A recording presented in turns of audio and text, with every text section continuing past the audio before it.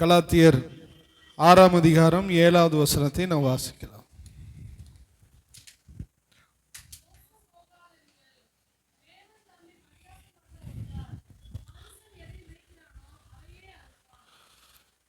Page number சொல்லிருங்க, மற்றவங்க வாசிக்கவும் சரியா. 263 திரும்ப வாசிக்கலாம்.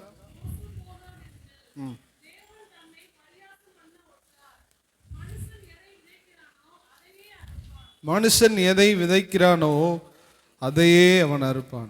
இன்னைக்கு பார்க்க இருக்கிற செய்தி அதுதான். விதைக்கிறதை தான் மனுஷன் அறுப்பான். இன்னைக்கு செய்தி அதுதான். ஆண்டவர் தாமே நம்மோடு கூட பேசுவாராக. மோசம் போகாதிருங்கள், ஏமாந்து போகாதிருங்கள் அப்படின்னு ஆண்டவர் சொல்லுகிறார். ஏமாந்துடாதீங்க. ஏன்னா பலர் இந்த உலகத்தில் நிறைய பேரை வஞ்சகமாக ஏமாற்றி காரியத்தை எப்படியாவது சாதிக்கலாம் அப்படின்னு நினைப்பாங்க. ஆனால் ஏமாறுறது யாருன்னா அவங்க தான். மனுஷனை ஏமாற்றலாம், மனுஷனுக்கு தீமை செய்யலாம், மனுஷனுக்கு வஞ்சகமாக ஒரு காரியத்தை செஞ்சிடலாம். ஆனால் கடவுளுடைய கண்ணை ஒருவராலும் மறைக்கவே முடியாது. அதை தான் ஆண்டவர் சொல்றாரு. ஏமாத்துற நீ, பழைய பாடல் ஒன்று இருக்கும், ஏமாற்றாதே நீ ஏமாறாதே. நீ ஏமாத்துனீன்னா நீ தான் என்ன பண்ணுவ, ஏமாறுவ. அப்போ மற்றவங்களை நம்ம எப்படி நடத்துகிறோமோ, மற்றவங்களுக்கு என்ன செய்கிறோமோ அதே தான் நமக்கும் நடக்கும். ஒருவேளை யாருக்கு தெரியாமல் நம்ம ஒரு காரியத்தை செய்யலாம். நான் கடவுள் பார்த்து கொண்டிருக்கிறார். இது கடவுள் சொல்லுகிற வார்த்தை. மேல இருந்து சொல்றார், மோசம் போகாத, ஏமாந்துடாதீங்க, நீ செய்யறது தான் உனக்கு நடக்கும். மனுஷன் எதை சொல்ற, தேவன் தம்மை பரியாசம் பண்ண விட்டார், அவரை யாரும் கேலி கூத்தாக்கிறாதீங்க, அவருக்கு ஒன்றும் தெரியாதுன்னு நினைச்சுக்கிட்டு இருக்க வேண்டாம். மனுஷன் எதை விதைக்கிறானோ அதையே அவன் என்ன பண்ணுவான், அறுப்பான். அவன் என்ன விதைக்கிறானோ அதையே அவன் அறுப்பான். அல்லேலூயா. நம்ம செய்கிறது கெட்டதோ நல்லதோ அதை ஆண்டவர் நிச்சயமா அதை அறுக்கும்படி ஆண்டவர் செய்வார். விதை மாதிரி நீங்க நான் பண்ற நல்லது கெட்டது எல்லாம் விதை போல அது நிச்சயமாய் ஒரு நாள் வளர்ந்து வரும். அது கண்டிப்பா வளரும். ஒரு விதை போட்டா வளர்றது போல நம்ம செய்கிறது நல்லதா இருந்தாலும் சரி, கெட்டதா இருந்தாலும் சரி, நாட்கள் செல்லும் பொழுது கர்த்தர் அதை முளைக்க பண்ணுவார். அது வெளியில வரும். அதை யாரும் மறைக்கவே முடியாது. அதனால செய்யறத கொஞ்சம் யோசித்து என்ன பண்ணணும், செய்யணும். இன்னைக்கு பூமியில அப்படித்தான் நிறைய பேர் என்ன செய்யறோம் தெரியாம அவங்க இஷ்டத்துக்கு நம்ம செஞ்சுக்கிட்டு இருக்கோம். கடவுள் ஒருத்தர் இருக்கிறாரு, அவர் கண்ணை நம்ம என்ன பண்ண முடியாது, மறைக்கவே முடியாது. ஒருத்தவருக்கு என்ன பண்ணுச்சான், குழந்தை பிறந்துச்சு ஒரு வம்சத்துல, கண்ணு ரெண்டும் வெளியில தள்ளியே இப்படி ஐபால் இப்படி முட்டை மாதிரி வெளியில தள்ளியே குழந்தைகள் ஃபுல்லா இருக்கும். அப்படியே குழந்தைகள் பிறந்துக்கிட்டே இருந்துச்சு. காரணம் என்னன்னு அவங்களுக்கு தெரியல. அப்புறம் தான் அவங்க கண்டுபிடிச்சாங்க. அவருடைய மூதாதையர் ஒரு ஆள், அவர் வேலை என்னன்னா இந்த மாடு நாய் இதெல்லாம் கெட்டி போட்டு அடிச்சு தலையில அடிக்கிற அடியில் அடிச்சு இந்த கண்ணு பிதுங்கிறத வெளியில வர்றத பார்க்கறதுல அவருக்கு என்ன ஒரு சந்தோஷம். அப்படி முன்னாடி பண்ணியிருக்கான் யாரோ ஒருத்தன். அவன் பாட்டுக்கு அடிச்சு கண்ணு வெளியில வர்ற அளவுக்கு அடிச்சுட்டான். பின்னாடி பார்த்தீங்கன்னா அவனுடைய பிள்ளைகள் பேர பிள்ளைகள் எல்லாருக்கும் அந்த கண்ணை என்ன பண்ணுது, வீங்கிய வெளியில வருது. கடவுள் ஒரு மிருகத்துக்கு செய்ததை கூட அவர் நியாயம் தீர்க்கிறவராக இருக்கிறார். அப்படியானால் மனுஷனுக்கு செய்ததை அவர் பொறுமையோடு இருந்து நம்முடைய வாழ்க்கையில் அவர் ரிப்பீட் பண்ணுவார். அதுக்கு பேர் தான் கடவுள்.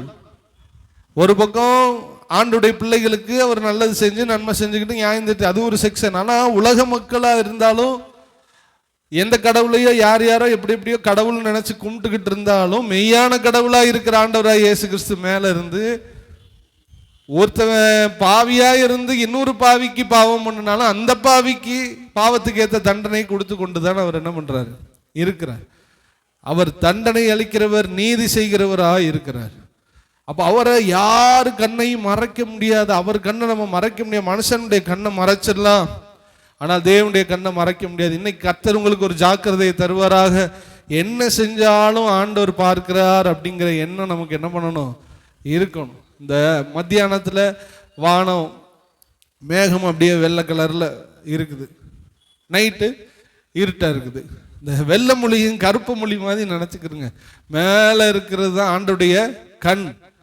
மேலே இருந்து பகலில் பார்க்கும்போது வெள்ளை மொழி, ராத்திரியில் கருப்பு மொழி. ஒரு பெரிய ஒரு முட்டைக்கண்ணு மேலே இருந்து என்ன பண்ணிக்கிருக்கு, நம்மளை பார்த்துக்கிட்டு.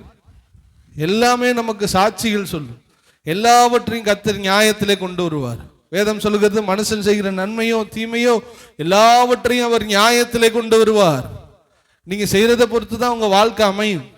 உங்க ஃபியூச்சர் நல்லா இருக்கணும்னா நீங்க நல்லதை தான் விதைக்கணும். நீங்க நான் கெட்டதை விதைச்சேன்னா அப்படி ஃபியூச்சர் நல்லா இருக்காது. எனக்கு தெரிஞ்ச ஒரு சகோதரர் சென்னையில பெங்களூர்ல அப்படிலாம் 2 பேர் பசங்க இருக்காங்க. எனக்கு தெரிஞ்சவங்க, என்னுடைய ஃப்ரெண்டு தான்.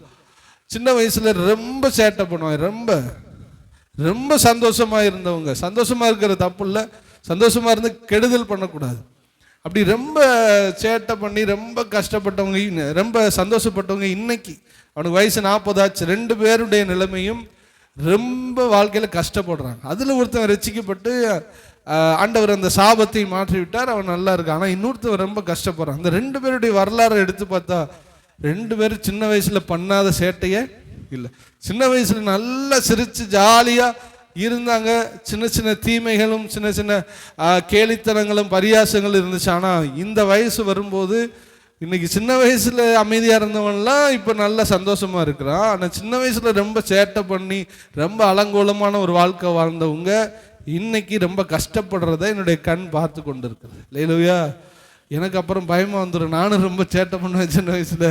ஆண்டவரே எதையும் மனசுல வச்சுக்கிறாதியப்பா அப்படின்னு சொல்லி நான் அப்பப்போ ஜெபம் பண்றது. எத்தனை வருஷம் கழிச்சு ரிப்பீட் ஆகுது பாருங்க. விதைச்சது ஒரு நாள் வந்துதான் ஆகும். சின்ன மழை, சின்ன தூரல் முளைச்சிட்டு வெளியில வந்துடுது. கர்த்தர் நியாயம் தீர்ப்பார், அதுல எந்தவித சந்தேகமே இல்லை. அதனால கவனமா நம்ம இருக்கணும். வேதத்துல ஒரு சில காரியத்தை இப்படி விதைச்சு அறுத்தவங்களுடைய காரியத்தை நம்ம பார்த்து நம்ம நிறைவு செய்ய போகிறோம். உங்களுடைய கவனத்தை இதில் வச்சுக்கிறீங்க. நம்ம ஒரு 1/2 மணி நேரம் தான் நம்முடைய செய்தி, அதனால நீங்க கவனித்துக் கொள்ளும்படியாக உங்களை கேட்டுக்கொள்கிறேன். நியாயாதிபதிகளின் புஸ்தகம்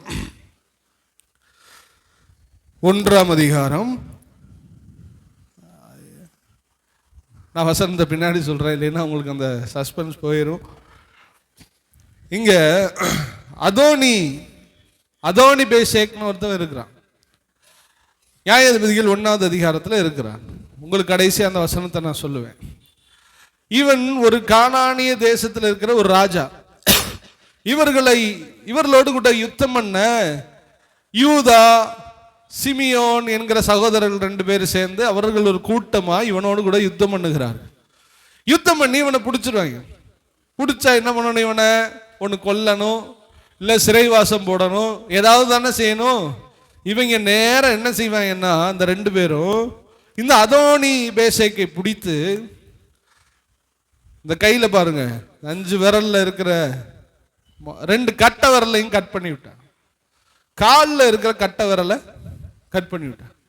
இந்த கட்ட விரலை கட் பண்ண உடனே இவனால ஒண்ணுமே செயல்படவே முடியல, அப்படியே விழுந்துட்டாங்க. இப்படி அவங்க ராஜாக்களை ஃபுல்லா அந்த அதோனி பேசேக்குடைய விரலை ஃபுல்லா கட் பண்ணி விட்டான். விரலை கட் பண்ணி விட்டு விழுந்து அவன் கிடக்கும் போது அவன் ஒன்று சொல்லுவான். இப்பொழுது இந்த வசனத்தை வாசிக்கலாம். 1:7.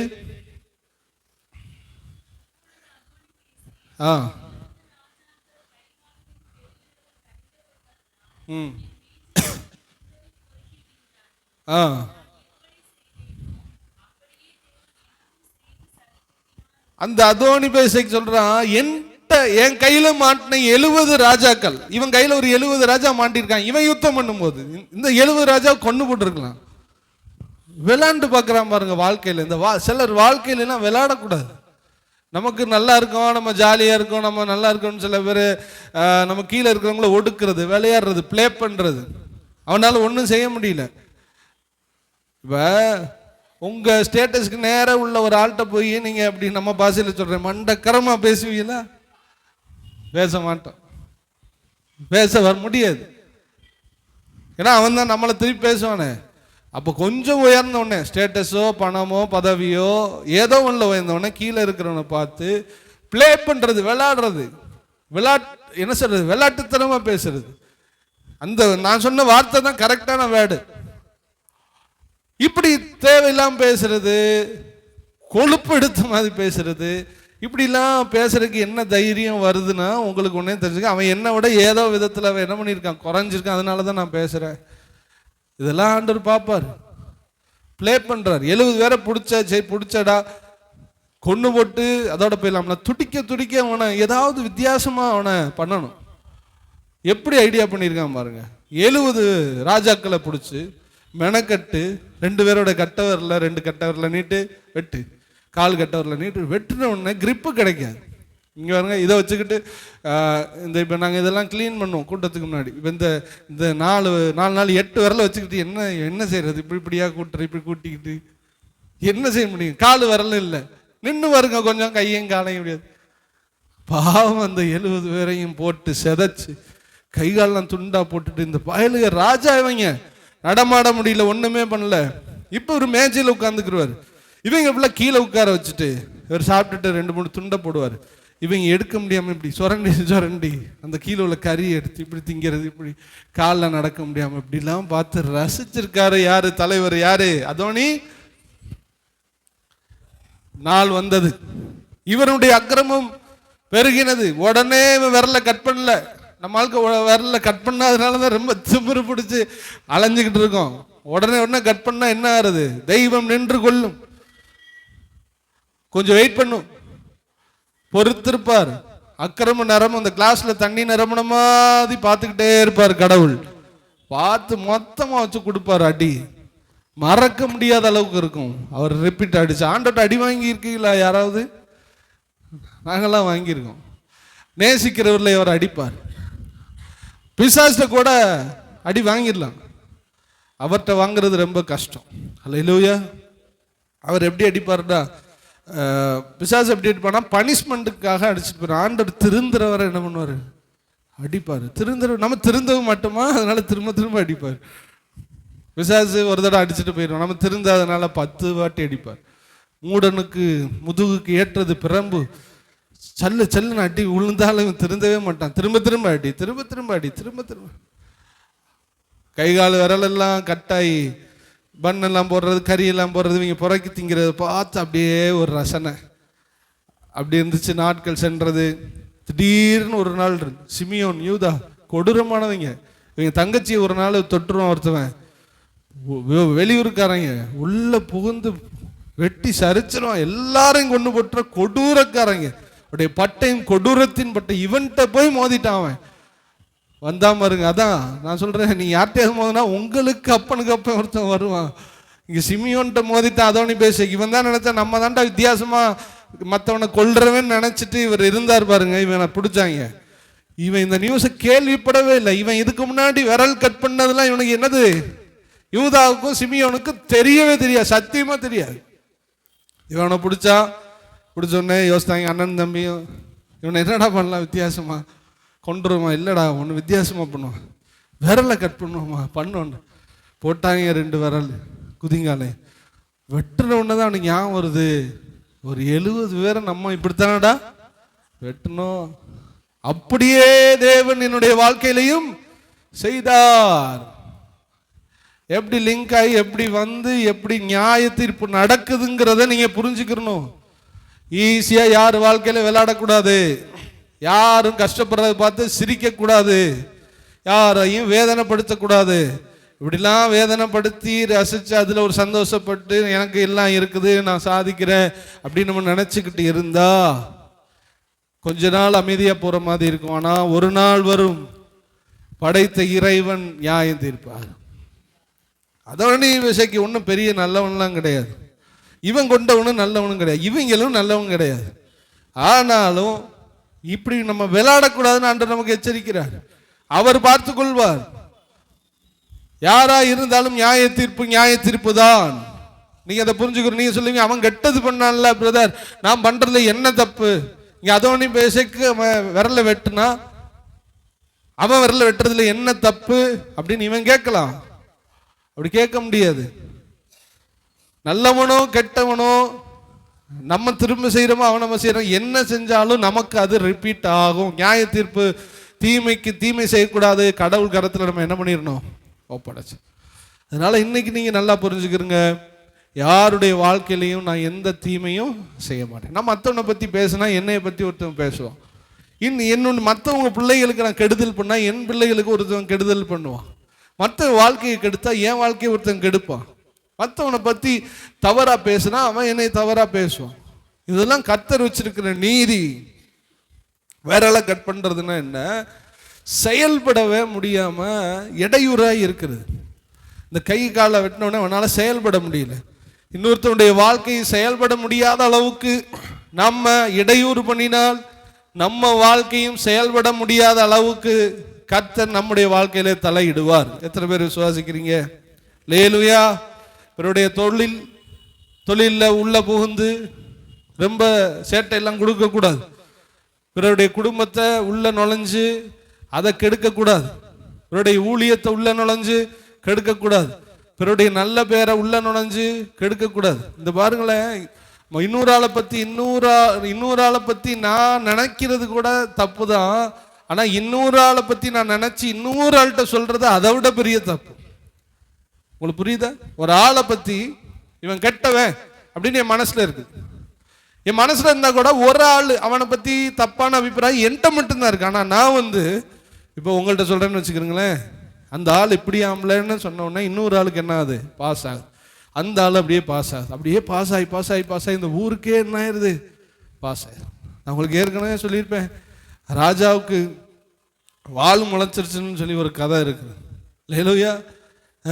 சின்னதா ராஜாவுக்கு சின்ன வால் முளைச்சிருச்சான் அப்படின்னு ஒருத்தன் சொல்ல, அடுத்து அப்படியே பரவி இப்போ யார்ட்டையும் சொல்லாதன்னு சொன்ன உடனே அடுத்து போகுது, அடுத்து அங்கே உள்ள ஆட்கள் அடுத்த ஆள்கிட்ட சொல்லி ராஜாவுக்கு இந்த சுண்டு விரல் அளவுக்கு வால் முளைச்சிருக்கான்னு யார்ட்டையும் சொல்லிடாதன்னு சொன்ன உடனே அவங்க போய் இன்னொரு ஆள்கிட்ட சொல்லி ராஜாவுக்கு அந்த முழங்கை அளவுக்கு வால் முளைச்சிருக்கான் அப்படின்னு சொல்லி கடைசியில் ராஜாவுக்கு இவ்வளோ பெரிய வால் முளைச்சிருக்கான்னு சுற்றி ராஜாவுக்கே நியூஸ் வந்து இப்படி வால் முளைச்சிரும். பார்த்துக்கிறோங்க, நம்ம சின்ன சின்ன விஷயம் அப்படியே பெருசாகி வெளியில போய் இப்போ நான் ஒரு ஆளை பற்றி தப்பா நினைச்சதை நான் மற்றவன்ட்ட சொல்லி ஊரே பரவிருச்சு.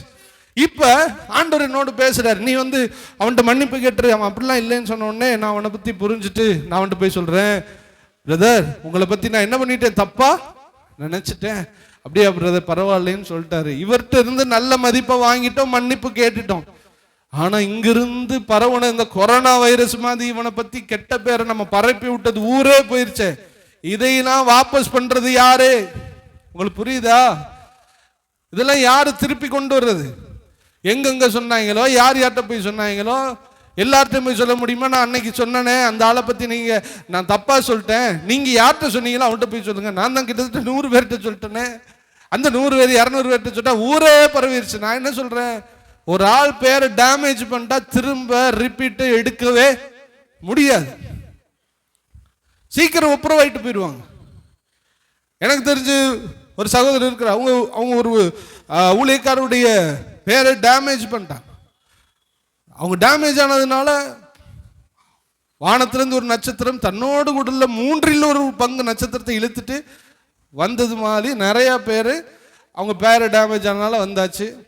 ஆனா இந்த நபர் சில வருஷங்கள் கழிச்சு டேமேஜ் பண்ண அந்த நபர்கிட்ட போய் ஒப்புரவு ஆகி சமாதானம் ஆயிட்டாங்க. ஆனா இவர் சொன்ன துர்ச்செய்தியை கேட்டு பலர் இன்னும் அப்படி என்ன பண்றாங்க இருக்க. இதை யார் வாபஸ் வாங்குறது? பாவத்திலே பெரிய பாவம் யாரையாவது பத்தி எங்கேயாவது போய் சொல்றது தான். இப்படி சொல்லக்கூடாது, யார் வாழ்க்கையிலையும் தலையிடக்கூடாது, யாருடைய காரியத்திலையும் இடையூறு பண்ணக்கூடாது, யார் பேரையும் டேமேஜ் பண்ணக்கூடாது. இப்படி பண்ணா திரும்ப நமக்கு ஒரு நாள் வரும், நம்ம செயல்பட முடியாத இடம் ஒரு நாள் வரும். பெருவிரல் காலை எடுக்கிறது செயல்பட விட முடியாம இடரல் உண்டாக்குகிறது. ஆண்டு சொல்ற, ஒருவனுக்கு இடரல் உண்டாக்கினால் அவன் கழுத்துல கிரைண்டர் கல்லு, அம்மிக்கல்ல தூக்கவே முடியாது, அம்மிக்கல்ல கழுத்துல கட்டி அவனை கடல்ல என்ன பண்ணிடு இறக்கி. ஒருத்தன் இடரல் பண்றான் வாழ்க்கையில, அதான் பெருவிரல வெட்டுறவங்க. இன்னொருத்தன் வாழ்க்கையில பெருவிரல கால் வரல செயல்படாத வெட்டி அவனை ரசிக்கிறவன் கழுத்துல. ஏசுநாதர் இப்படி பேசுவாரா? அப்படித்தான் பேசினாரு. அவன் கழுத்துல கல்லை கட்டி வாமன் பாலத்துல நடுவில் தூக்கி என்ன பண்ணிடுறா போட்டு அவன் நினைச்சாலும் வெளியில் என்ன பண்ணக்கூடாது, வரக்கூடாது. வந்தா இன்னும் 4 பேர் கட்டவரில் என்ன பண்ணுவான், வெட்டுவான். இவன் கழுத்தை கட்டி கீழே இறக்கிரு அப்படின்னு சொல்லிட்டு, மூச்சு முட்டியை சாகட்டும்னு சொல்லிட்டு. அப்படின்னு என்ன அர்த்தம்? வாழ்க்கையில யாரையும் இடரல் பண்ணுவதை நம்முடைய ஆண்டவர் இயேசு விரும்புவதே கிடையாது. நம்ம உண்டு சொல்லுங்க, நம்ம வேலை உண்டு. நீங்க நல்லதை விதைங்க. மற்றவங்களுக்கு நம்முடைய குடும்பத்திலே நம்ம பிள்ளைகள் நல்லதை அறுப்பாங்க. அல்லேலூயா. பணங்காசு நிறைய பேர் சம்பாதிக்கிறாங்க. ஆனா அது சாபத்தின் காசா இருந்துச்சுன்னா பிள்ளை எப்படி அதுல ஆசீர்வாதமா இருக்கும்? 1 ரூபா சம்பாரிச்சாலும் அது நல்ல பைசாவா? பிறர் நோகடிக்காம, பிறர் வேதனைப்படுத்தாம, பிறர் வயிற்றுல அடிக்காத பணமா அது நம்ம பிள்ளைங்க சாப்பிடணும். நம்ம பிள்ளைங்க சாப்பிட்ற காசு இல்லையா அது? அந்த காசு பிறருடைய வயிற்றுச்சல்ல வந்த காசா இருக்கக்கூடாது. அப்படிப்பட்ட உணவாய் கொஞ்சமா இருந்தாலும் அது நம்ம பிள்ளைகளுக்கு கரெக்டா போய் சேரணும். கூடியபட்சம் சுற்றி உள்ளவர்களுக்கு நல்லதை செஞ்சதுனால நம்ம பிள்ளைகளுக்கு அது பொக்கிஷமா, அந்த பொக்கிஷத்தை சேர்த்து வைங்க. அதுதான் பிள்ளைகளுக்கு ஆசீர்வாதம். ஹல்லேலூயா. தீமை செய்து சாபத்தை சேர்த்து வைக்க கூடாது. பைபிள்ல ஒரு வசனம் இருக்கிறது, எங்கள் தகப்பன் புளிப்புள்ள திராட்சை ரசத்தை சாப்பிட்டார்கள். யாரு சாப்பிட்டா? எங்க அப்பா புளிப்புள்ள ரசத்தை சாப்பிட்டாரு. எங்க பல்லு என்ன பண்ணுச்சு? கூசுச்சு. அப்பா சாப்பிட்டா அப்பா பல்லு தானே கூசணும். ஆனா இங்க கொஞ்சம் டிலே ஆகுது. அப்பா புளிப்புள்ளதை சாப்பிட்டாரு, புள்ளைய பல்லு கூசுது. அப்படின்னா என்ன அர்த்தம்? நம்ம செய்கிற தவறு நம் பிள்ளைகளை பாதிக்கிறது. கூடியபட்சம் நன்மை, கூடியபட்சம் தர்மம், கூடியபட்சம் தானம், கூடியபட்சம் ஆண்டவராகிய இயேசு கிறிஸ்துக்குள்ள நடத்துங்க. யாரையும் பகைக்க வேணாம், யாரையும் வஞ்சிக்க வேணாம், யாருக்கு விரோதமா பேச வேணாம், யாருக்கு துரோகம் பண்ண வேண்டாம். இப்படிலாம் நீங்க வாழும்போது உங்க பிள்ளைகளுக்கு அது சொத்தாய் மாறப்போகிறது. உங்கள் கண்களை மூடி நீங்க இறந்ததுக்கு அப்புறம் உங்க பிள்ளைகள் வாழுவார்கள். நல்லதை விதைச்சிருக்கீங்க, அது உங்க பிள்ளைகளுடைய வாழ்க்கையில முளைத்து கனியாக எழும்ப ஆரம்பிக்கும். கரங்களை வைத்து இல்லையா சொல்லுங்களேன். அப்ப அதோனிபேசைக்கு கட்ட விரலை வெட்டினான். நாட்கள் சென்றது, அவன் கட்ட விரல்கள் வெட்டப்பட்டது. அவன் பழிக்கு பழி தீர்க்கப்பட்டான். விதைத்ததை அவன் அறுத்தான். இன்னொன்னு எல்லார் வாழ்க்கையும் தெரிஞ்ச இன்னொரு சம்பவம், ரொம்ப ஒரு சுவாரஸ்யமான ஒரு வேத பகுதி. ஆனா அடிக்கடி கேட்டிருப்பீங்க. ஆனா இன்னும் உங்களுக்கு ஒரு தடவை ஞாபகப்படுத்தும்படி உங்களுக்கு இந்த வார்த்தையை நான் சொல்ல விரும்புகிறேன். தாவீது தான். தாவீது நல்லா கவனிச்சிட்டே வாங்க. இதை நம்ம சொல்லி நம்ம ஜெபிக்க போகிறோம். கொஞ்சம் நல்லா கவனிங்க. தாவீது என்கிற ஒரு அரசன் இருக்கிறார். இவன் கலெக்டர் ஆபீஸை சுத்தி இருக்குதுல்ல, என்னது டி பிளாக் தெரியுதா? கலெக்டர் ஆபீஸை சுத்தி கலெக்டர் அபிஷியல்ஸ், ஆபீசர், எஸ்பி வீடு, எல்லார் வீடும் மொத்தமா ஒரே இடத்துக்குள்ள இருக்கும். அது மாதிரி தாவீதுடைய அரண்மனை. தாவீதோடு கூட யுத்தம் பண்ணுகிற பெரிய பெரிய தலைவர்கள், பராக்கிரமசாலிகள், அவனோடு கூட இருக்கிற மந்திரிமார்களுடைய வீடு தாவீதை சுத்தி, தாவீது வீடு நடுல மலை மேல அப்படி சுத்தி எல்லாருடைய வீடு. எல்லா ஆண் மகன்களும் யுத்தத்துக்கு போயிடுவாங்க. தாவீதும் யுத்தத்துக்கு போயிடுவான். தாவீது மனைவி பிள்ளைகள், எல்லா அமைச்சர்களுடைய மனைவி பிள்ளைகள் எல்லாரும் ஒரு குவார்டர்ஸ்குள்ள என்ன பண்ணுவாங்க, இருப்பாங்க. அன்னைக்கு தாவீது யுத்தத்துக்கு போகவில்லை. உங்களுக்கு எல்லாம் தெரிந்ததுதான். அப்ப தன்னோடு கூட யுத்தம் பண்ணுகிற உரியா என்கிற ஒரு உத்தமன், அவனும் யுத்தத்துக்கு போயிட்டான். மாடியில யுத்தத்துக்கு போகிற நாட்கள்ல உலாத்தி கொண்டிருக்கிறான், நடந்து கொண்டிருக்கும் பொழுது மேல இருந்து பார்க்கும்போது கீழே அந்த நாட்கள்ல ரூம்லாம் பாத்ரூம்லாம் இல்லாதனால வெளியில ஒரு பெண் குளிச்சுக்கு இருந்ததை பார்த்து அவளை விரும்பி அவளோடு கூட பாவம் செய்கிறான். பாவம் செஞ்சதுக்கு பின்பாக இந்த பாவத்தை இப்பொழுது மறைக்கிறதுக்காக என்ன செஞ்சிட்டான்னா, தன்னுடைய கணவனை, அந்த கணவனை அங்கிருந்து அழைச்சிட்டு வர்றான். யுத்தத்திலிருந்து அந்த உரியாவை அழைச்சிட்டு வர சொல்லி, நீ உன் மனைவியோட போய் சந்தோஷமாயிரு. அதாவது இவன் பாவம் செஞ்சு இவனுக்கு ஒரு பிள்ளை பிறந்துடக்கூடாதுங்கிறதுக்காக சொந்த கணவனை அவனோட இணையும்படி வற்புறுத்துகிறான். இந்த உரியா என்ன பண்றான், நான் யுத்தத்தில் இருக்கிற ராஜா, இப்ப என் மனைவி பிள்ளைகளோட நான் இருக்கிறது அவசியமா? எங்க நாடு பறி போய்கிட்டு இருக்கு, அங்க இவ்வளவு அசால்ட்டா நீங்க சொல்றீங்க என் மனைவியோட போய் சந்தோஷமா இருன்னு. ஒண்ணுமே அவனுக்கு புரியல. சரி நீ போடா அப்படின்னு சொல்லிட்டு போனா போக மாட்டேன்னு சொல்லிட்டான். திருப்பி அவன் போயிட்டான்னு பார்த்தா வாசல்ல படுத்து கிடக்கான். வீட்டு பக்கம் போகவே இல்லை. இஸ்ரவேல் தேசம் யுத்தத்தில் அழியக்கூடாது. அந்த யுத்தத்தின் மும்முரத்தில், யுத்தத்தின் வேகத்தில் நாங்கள் போய் நிற்கணும், என் மனைவியோட நான் இருக்க மாட்டேன்னு திரும்ப திரும்ப சொல்லியும் தாவீது ஃபோர்ஸ் பண்றான். அவன் திரும்ப திரும்ப போகவே இல்லை. கவனிச்சுக்கிட்டே வாங்க. இப்போ ஒரு பிளான் போடுறாரு தாவீது. ஒரு லெட்டர் எடுத்து எழுதுகிறான். யோவாப் என்கிற தன்னுடைய பராக்கிரமசாலி தளபதிக்கு எழுதுகிறான். தளபதி யோவாபே, உன்னிடத்தில் வருகிற இந்த உரியாவை போர் முனையில முன்னாடி நிறுத்திடு, எந்த வெப்பனும் இல்லாம. இந்த அம்பு கும்பெல்லாம் எதிர்த்து பாயும் போது அவன் மேல பட்டு சாகிற மாதிரி நீ அவன் என்ன பண்ணிரு, நிறுத்தி கொன்று ஆளை க்ளோஸ் பண்ணிருன்னு லெட்டர் எழுதி மடிச்சு யாரு கையில கொடுக்குறான் தெரியுமா? அவங்க கையில. நம்மளா இருந்தா போற வழியிலேயே பிரிச்சு பார்த்துட்டு ஒரே ஓட்டம் ஓடி இருப்போம். இந்த பையன் ஓடவே இல்லை. காரணம், பிரிச்சு படிக்கல. அவ்வளவு உத்தமன் சொல்ல வர்றேன். நேர போனா யோவாப்ட்ட கொடுத்தான். பிரிச்சு பார்த்தான். அட பாவி, உரியா புறா, உத்தமன், கபடற்றவன், இவ்வளவு நல்லவனாடா நீ. ராஜாவும் மனைவியை எடுத்துட்டு உனக்கு தெரியல, இவ்வளவு பேதையா இருக்கியே, இப்போ உன்னை க்ளோஸ் பண்றதுக்கே எழுதி கொடுத்துட்டானடா. எல்லாம் படிச்சு பார்த்தான். ராஜ கட்டளை மடிச்சு பாக்கல. உரியா நீ முன்னாடி நில்லுப்பா அப்படின்னு சொல்லிட்டான். இவன் நாட்டுக்காக முன்னாடி நின்றான். அம்புகள் பாய்ந்தது. உரியா செத்து போனான். தலைவர் மூடி மறைச்சிட்டு, சரி இவளை ஒரு தடவை அபகரிச்சோம், இதோட இவளை கல்யாணம் பண்ணிக்கிறோன்னு அவளை எடுத்துக்கிட்டாரு. பேர் என்னது? தாவீது ராஜா, நீதிமான். நீதிமான்கள் இந்த சேட்டைகள்லாம் பல தடவை பண்றாங்க. ஆளை எடுத்துக்கிட்டான். எடுத்ததுக்கு அப்புறம் வாழ்க்கை போய் கொண்டிருக்கிறது. ஒரு நாள் ஒரு தீர்க்கதரிசி வந்தான். வந்து நாத்தான் வந்து ஒரு கதை சொல்றான். ராஜாட்ட நேரம் பேச முடியல. ஒரு கதை சொல்றான். ராஜாவே, நான் உங்களுக்கு ஒரு கதை சொல்றேன், சொல்லுப்பா. ஒரு நடந்த ஒரு சம்பவத்தை சொல்ற. ஒரு கேஸ் நடந்துருக்கு நம்ம நாட்டில். ஒரு பெரிய ஒரு வில்லங்க நடந்துருக்கு. நான் உங்களுக்கு சொல்லவா? சொல்லு, பார்த்துருவோம். 2 பேர் இருந்தான். ஒருத்தன் ஐஸ்வர்யவான், ஒருவன் ஏழை. ஐஸ்வர்யானுக்கு நிறைய ஆடவும் மந்தையில் இருந்துச்சு. ஏழைக்கு ஒரு ஆடு தான் இருந்துச்சு, ஒரு ஆட்டுக்குட்டி. அது மடியில படுத்துக்கிறோம், தோல்ல படுத்துக்கிறோம். பாவம் போல அதை அன்பு கூர்ந்து அந்த ஆட்டுக்குட்டியை வளர்த்தான். ஒரு நாள் இந்த ஐஸ்வர்யவான் வீட்டுக்கு ஒரு கெஸ்ட் வந்துட்டான். இவன் ஆட்டை அடிக்கிறதுக்கு அவனுக்கு மனசு இல்லாம அந்த ஏழையுடைய ஆட்டுக்குட்டியை பிடிச்சி அடிச்சுட்டான். அவனை என்ன ராஜா பண்ணலாம்? படவா ராஸ்கல், எவன்டா அவன், கொல்றான் அவனை. ரிப்பீட் அடிச்சான். நீதான்டா அவன் அப்படின்னு அடிச்சான். நீதான் அவன். யார் அவன்? அவன் கொல்லப்பட வேண்டும். ராஜாவே, நீதான் அவன். என்ன சொல்ற?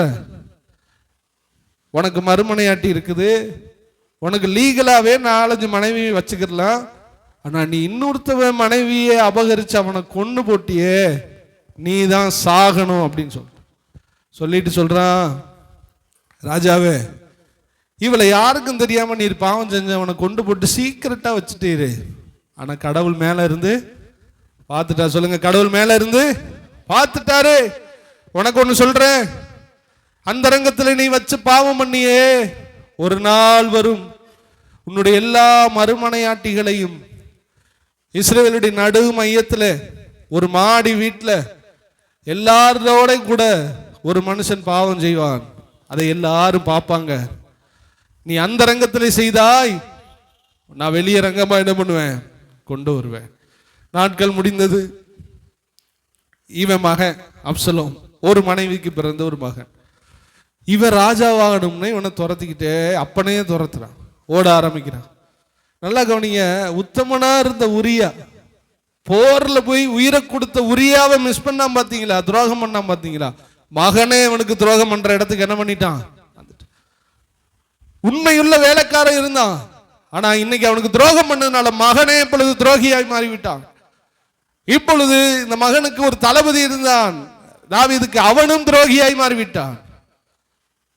தாவீது துரோகம் பண்ணினதுனால எத்தனை துரோகிகள் எழும்பினாங்க தெரியுமா? எழும்பிட்டு மகன்கிட்ட சொல்றான், மகனே அப்சலோமே, உங்க அப்பனை வந்துட்டு அவர் ராஜாங்கத்தை காலி பண்ணி நீ ராஜாவா மாறணும்னா உங்க அம்மாவுடைய மனைவிகள் எல்லாரையும், உங்க அம்மாவை தவிர எல்லாரையும் நீ ஒரு மாடி வீட்டுக்கு கொண்டு போய் அவர்களோடு கூட நீ குடும்பம் நடத்த ஆரம்பிச்சிரு அப்படின்னு சொல்லி ஒரு மாடி வீட்டில் அப்படி மறுமனையாட்டிகள் எல்லாரோடையும் கூட என்ன பண்றான், வாழ்ந்து கொண்டு இருக்கிறான்.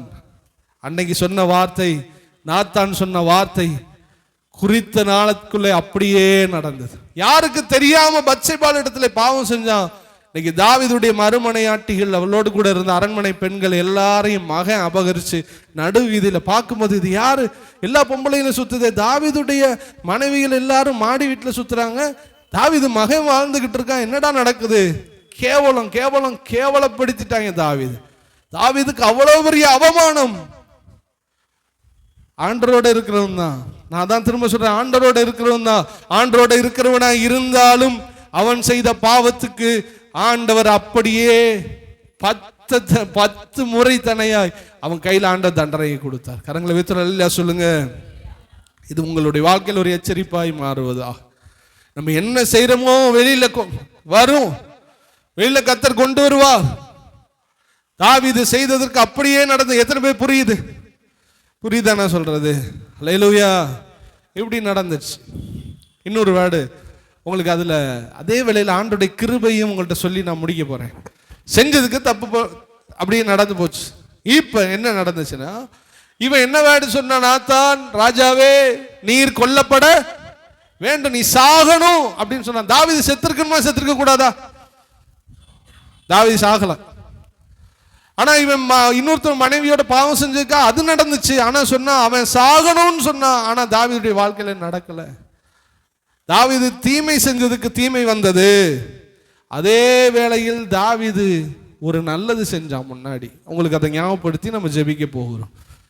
தாவீது ராஜாவாக மாறுவதற்கு முன்பாக சவுல் என்பவன் இவனை ராஜா, அவன் இவனை துரத்திக்கிட்டே இருப்பான். இப்ப பார்த்தான் துரத்தி கொல்றதுக்கு எங்க போனாலும் துரத்துவான், எங்க போனாலும் துரத்தான். ஒரு நாள் ஒரு வனாந்தரத்துல போய் நிக்கிறான், துரத்தி கூட்டமா வந்துட்டான் சேஸ் பண்ணி.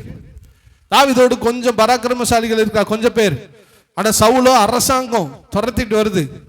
இவன் எப்படியாவது கொல்லணும், ஏன்னா இவன் மேலதான் அபிஷேகம் இருக்கு, இவன் தான் ராஜாவாகுவான், இவன் ராஜாவாகக்கூடாது துரத்தி துரத்தி கொல்றதுக்குரிய எல்லாம் நடந்து கொண்டிருக்கிறது.